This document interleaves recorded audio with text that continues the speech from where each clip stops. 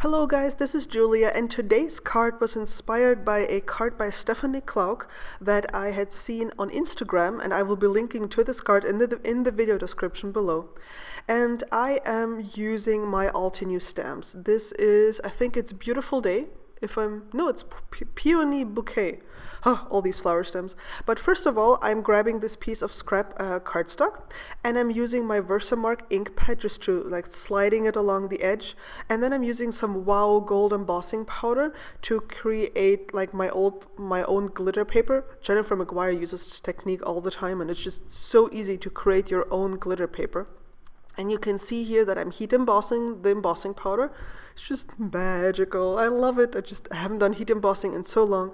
And I'm still without most of my crafting supplies, but I had to buy a heat gun and embossing powder because I just couldn't stand being without this. This is basic stuff that everybody needs. Seriously. And then I'm using my trimmer here to trim off a little strip of this colored or embossed paper, which I'll be needing later on. Now this is my panel, and I'm placing the stamp here on the panel and then picking it up with my MISTI, because I know already that when I stamp it in a solid color with a dye ink, chances are I'm not gonna get a perfect impression the very first time. So far it's only the Ranger dye inks that have been perfect for me, but those are in storage, so I don't have them right now. And I was pretty certain that this dye ink would not give me the perfect impression. I'm cleaning off the MISTI where excessive ink went, just to make sure I'm not ruining my card base here, or the panel. And you can see when I lift it up that it's not going to be perfect. You can see that here it's kind of splotchy. So I'm inking up the stamp again, and since I'm using the MISTI, I will be able to stamp into the exact same position again and then get a really good impression. You can also just line up the stamp. You don't need the MISTI, but I personally know that I'm incapable of doing this. Prior to my move, I used my letterpress, but still in storage. So I bought the MISTI to work around that issue, and it's really helping.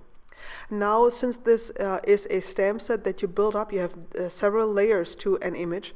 This is another layer of that same image, of that same flower, and I'm using Versamark to ink up this stamp because I'll be heat embossing over the ink. The dye ink dries quite quickly. I mean, probably took me a minute or two to get to this point, but it dries quite quickly, so you don't really have to wait for a long time. And I'm pressing down really hard here to make sure that I have a good impression with the Versamark ink. And then I'm pouring some of the gold embossing powder on top of this. This is the same embossing powder I used for my little gold strip. And this way I'm able to tie in the gold color across the entire card design.